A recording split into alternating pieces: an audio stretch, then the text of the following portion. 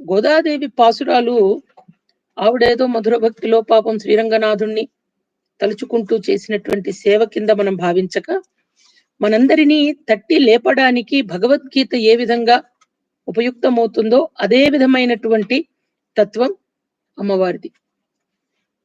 మనందరి యొక్క మనస్సులను తట్టి లేపుతున్నారు ఆవిడ.